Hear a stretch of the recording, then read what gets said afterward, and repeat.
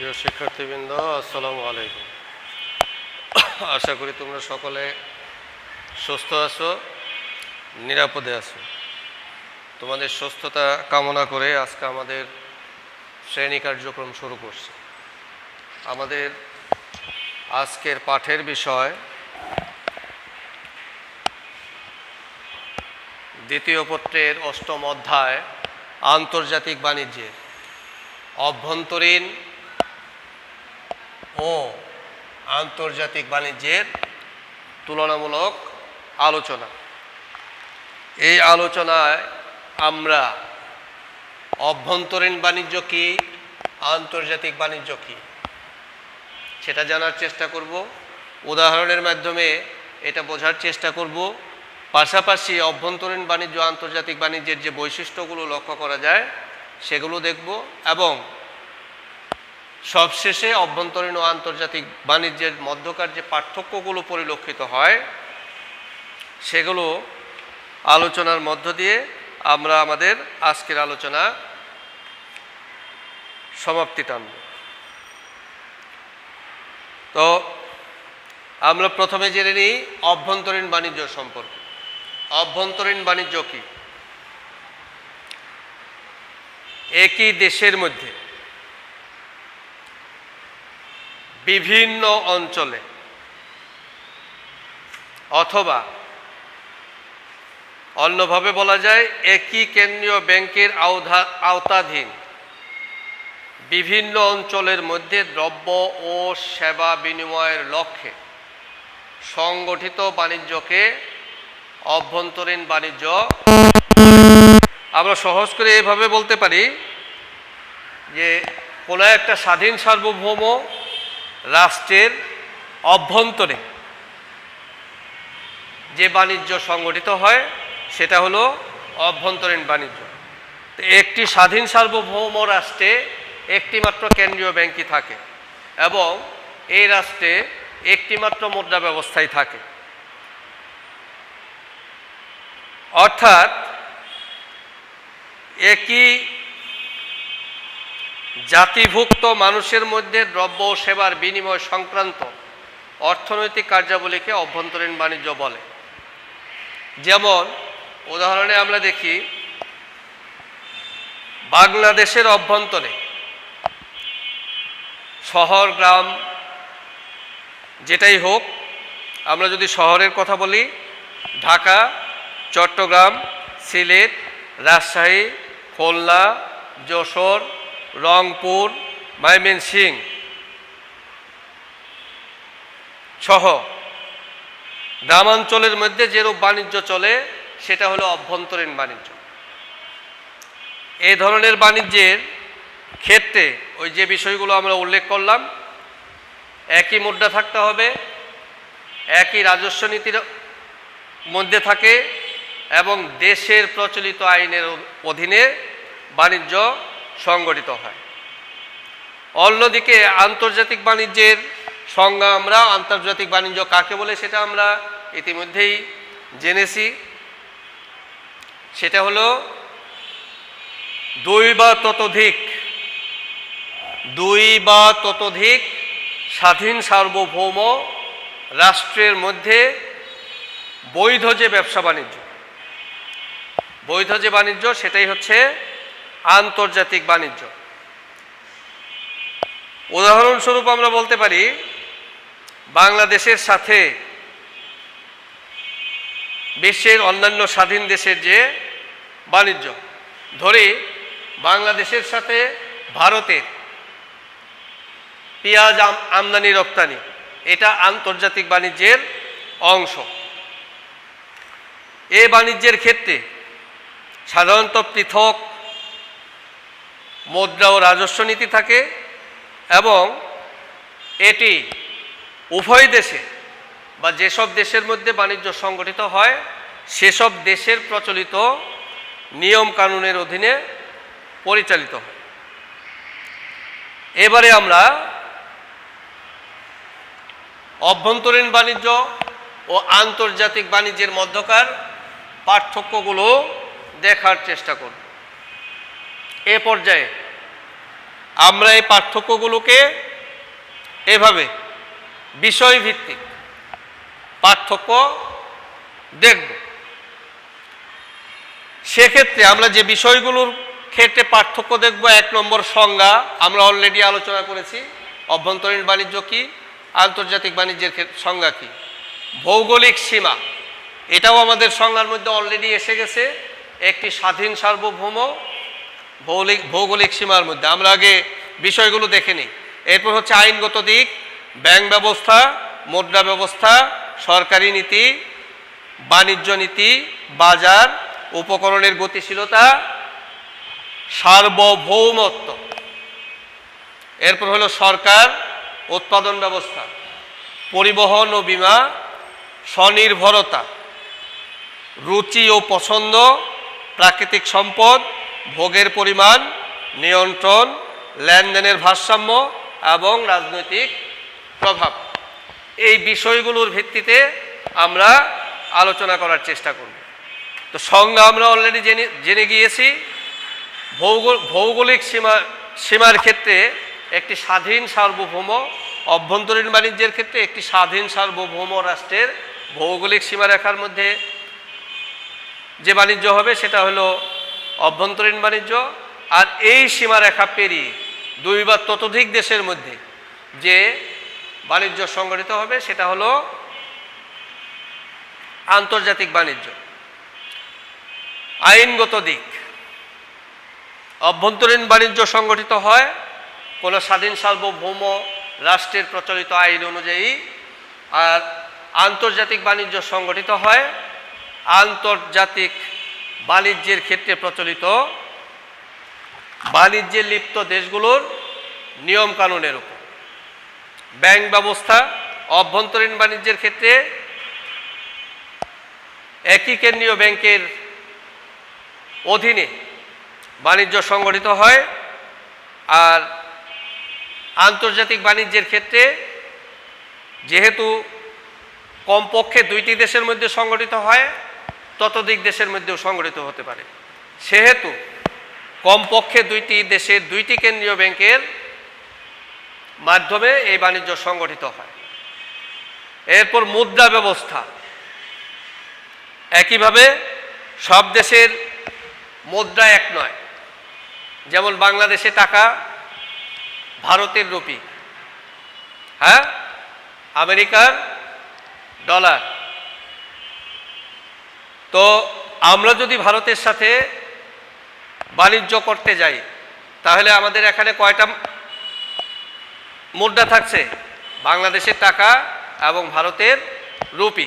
তাহলে একাধিক মুদ্রা থাকবে আন্তর্জাতিক বাণিজ্যের ক্ষেত্রে। এরপর হচ্ছে সরকারি নীতি। অভ্যন্তরীণ বাণিজ্যের ক্ষেত্রে সরকারি নীতির কোনো ভিন্নতা নেই। অভ্যন্তরীণ বাণিজ্যের উপর সংশ্লিষ্ট দেশের সরকারের সম্পূর্ণ প্রভাব রয়েছে। অন্যদিকে বৈদেশিক বাণিজ্যের ক্ষেত্রে সরকারি নীতির ভিন্নতা রয়েছে। এরূপ বাণিজ্যের ক্ষেত্রে বহু দেশ অংশগ্রহণ করে বিধায় বিভিন্ন দেশের সরকারের বিভিন্ন প্রকার নীতি ও উদ্দেশ্য বাণিজ্যের উপর প্রভাব বিস্তার করে। এরপর হচ্ছে বাজার। অভ্যন্তরীণ বাণিজ্য একই দেশের অভ্যন্তরে সংগঠিত হয়, ফলে সামাজিক রুচি, পছন্দ, রাষ্ট্রীয় রীতিনীতি এসবের তেমন কোনো পার্থক্য লক্ষ্য করা যায় না। কিন্তু আন্তর্জাতিক বাণিজ্য বিভিন্ন দেশের বাজারগুলো রাষ্ট্রের পৃথক পৃথক সীমানার দ্বারা পৃথকীকৃত। সামাজিক রুচি, পছন্দ, রাষ্ট্রীয় নীতি এসবের দ্বারা এক দেশের বাজারের সঙ্গে অপর দেশের বাজারের পার্থক্য লক্ষ্য করা যায়। এরপর আছে উপকরণের গতিশীলতা। একই দেশের মধ্যে যে বাণিজ্য হয় অর্থাৎ অভ্যন্তরীণ বাণিজ্য, সেক্ষেত্রে উপকরণের গতিশীলতার ক্ষেত্রে কোনো বাধা থাকে না, ফলে উপকরণগুলো অধিক গতিশীল হয়। অন্যদিকে আন্তর্জাতিক বাণিজ্যে উপকরণগুলোর গতিশীলতা কম লক্ষ্য করা যায়। এর পিছনে যে বিষয়গুলো কাজ করে সেটি হলো, এক দেশ থেকে অন্য দেশে যেতে হলে আমরা জানি যে পাসপোর্ট ভিসার প্রয়োজন হয়। এছাড়াও জলবায়ুগত পার্থক্য, সামাজিক রীতিনীতি, ভাষা, এসব কারণে উৎপাদনের উপকরণগুলো আন্তর্জাতিক বাণিজ্যের ক্ষেত্রে তুলনামূলকভাবে কম গতিশীল হয়।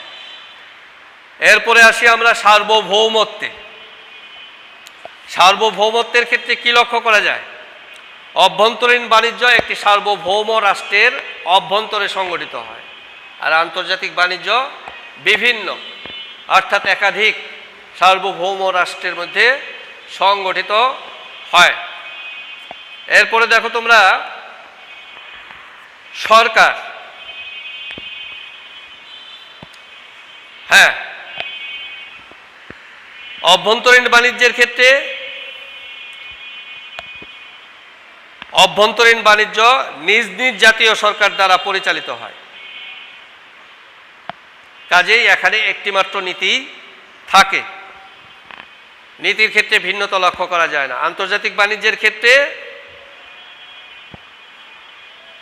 কি লক্ষ্য করা যায়? যেহেতু একাধিক দেশ থাকে, সেহেতু একাধিক দেশের সরকারও থাকে এবং এই সরকারগুলোই এই বাণিজ্য পরিচালনা করে। ফলে ভিন্ন ভিন্ন সরকারের ভিন্ন ভিন্ন নীতি দেখতে পাওয়া যায়।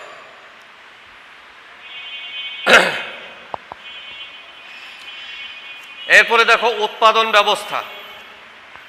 উৎপাদন ব্যবস্থার ক্ষেত্রে কি লক্ষ্য করা যায়? একই দেশের ভেতরে কারখানা আইন, শ্রম, রাজস্ব নীতি ইত্যাদি প্রায় একই রকম থাকে, কিন্তু আন্তর্জাতিক বাণিজ্যের ক্ষেত্রে সেটা থাকে না সাধারণত। তারপর হলো পরিবহন ও বীমা। পরিবহন ও বীমা, অভ্যন্তরীণ বাণিজ্যে পরিবহন ব্যয় তুলনামূলক কম এবং বীমা ব্যবস্থা বাধ্যতামূলক নয়, কিন্তু আন্তর্জাতিক বাণিজ্যের ক্ষেত্রে পরিবহন ব্যয় তুলনামূলকভাবে বেশি এবং বীমা ব্যবস্থা হচ্ছে বাধ্যতামূলক। অভ্যন্তরীণ বাণিজ্যের ক্ষেত্রে বীমা ব্যবস্থার বাধ্যবাধকতা নেই, কিন্তু আন্তর্জাতিক বাণিজ্যের ক্ষেত্রে বীমা ব্যবস্থা হচ্ছে বাধ্যতামূলক। এরপর স্বনির্ভরতা। অভ্যন্তরীণ বাণিজ্য সম্প্রসারণ বৈচিত্র্যময়ের ফলে দেশ স্বনির্ভর হয়। অভ্যন্তরীণ বাণিজ্য যত শক্তিশালী হবে, এটা যত সম্প্রসারিত হবে, বিভিন্ন ধরনের পণ্য সামগ্রী আমরা উৎপাদন করতে পারবো, ততই আমাদের দেশটি স্বনির্ভর বলে বিবেচিত হবে।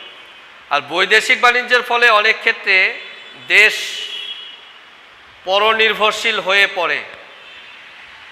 কিভাবে? আমরা অনেক কিছুই উৎপাদন না করে আমদানি করি এবং দেশটি আমদানি নির্ভরও হয়ে পড়তে পারে। এরপর রুচি ও পছন্দ। রুচি পছন্দের ক্ষেত্রে কি লক্ষ্য করা যায়? অভ্যন্তরীণ বাণিজ্যের ক্ষেত্রে সাধারণত দেশের বিভিন্ন অঞ্চলের মানুষের রুচি পছন্দের খানিকটা পার্থক্য থাকলেও খুব বেশি পার্থক্য লক্ষ্য করা যায় না, কিন্তু আন্তর্জাতিক বাণিজ্যের ক্ষেত্রে ভিন্ন ভিন্ন জাতিগোষ্ঠী, ভিন্ন ভিন্ন সমাজ ব্যবস্থা যেহেতু পরিলক্ষিত হয়, সেহেতু সেখানে রুচি পছন্দের ক্ষেত্রে যোজন যোজন পার্থক্য দেখা দিয়ে থাকে। এরপর আসি আমরা প্রাকৃতিক সম্পদে। প্রাকৃতিক সম্পদের ক্ষেত্রে কি ধরনের পার্থক্য লক্ষ্য করা যায়? একই দেশের মধ্যে প্রাকৃতিক সম্পদের তেমন বৈশিষ্ট্যগত পার্থক্য লক্ষ্য করা যায় না, কিন্তু আন্তর্জাতিক বাণিজ্যের ক্ষেত্রে বিভিন্ন দেশের মধ্যে প্রাকৃতিক সম্পদের বৈশিষ্ট্যগত যথেষ্ট পার্থক্য বিদ্যমান। এ কারণে আন্তর্জাতিক বাণিজ্যের সৃষ্টি। উদাহরণস্বরূপ আমরা বলতে পারি, যেমন আমাদের কি কি প্রাকৃতিক সম্পদ আছে? আমাদের দেশে প্রচুর ইলিশ উৎপাদিত হয়, প্রচুর ইলিশ মাছ পাওয়া যায়, এটা আমাদের একটা প্রাকৃতিক সম্পদ, প্রাকৃতিক গ্যাস পাওয়া যায়, হ্যাঁ এগুলো। কিন্তু আমরা যদি দক্ষিণ আফ্রিকার দেশগুলোতে যাই, সেখানে কি সোনার খনি আছে। এই ধরনের পার্থক্য আন্তর্জাতিক বাণিজ্যের ক্ষেত্রে লক্ষ্য করা যায়। এরপর দেখো ভোগের পরিমাণ। অভ্যন্তরীণ বাণিজ্যই যদি শুধু সংগঠিত হয়, সেক্ষেত্রে ভোগ অভ্যাস স্থির থাকে, আমরা সাধারণত কম পরিমাণে ভোগ করতে পারি। কিন্তু আন্তর্জাতিক বাণিজ্য যদি সংগঠিত হয়, সেক্ষেত্রে কি লক্ষ্য করা যায়, আমরা যা উৎপাদন করতে পারি না সেটাও ভোগ করার সুযোগ পাই। ফলে ভোগের ক্ষেত্রে বৈচিত্র্য লক্ষ্য করা যায় এবং ভোগের পরিমাণ বেড়ে যায়। এরপর দেখো নিয়ন্ত্রণ। অভ্যন্তরীণ বাণিজ্যিক কার্যক্রম অবাধে পরিচালিত হয়, কিন্তু আন্তর্জাতিক বাণিজ্যের ক্ষেত্রে সেটা হয় না। কারণ কি, সেখানে নানান বিধিনিষেধ মেনে চলতে হয়, বিধিনিষেধ আরোপ করা হয় এবং সেগুলো মেনে চলতে হয়। হ্যাঁ, এরপর আমরা দেখি লেনদেনের ভারসাম্য। অভ্যন্তরীণ বাণিজ্যে লেনদেনের ভারসাম্যের কোনো সমস্যা নেই। লেনদেনের ভারসাম্যের বিষয়টি তখনই আসে যখন একাধিক রাষ্ট্রের মধ্যে বাণিজ্য সংগঠিত হয়। কাজেই আন্তর্জাতিক বাণিজ্যের ক্ষেত্রে লেনদেনের ভারসাম্যের বিষয়টি ওতপ্রোতভাবে জড়িত।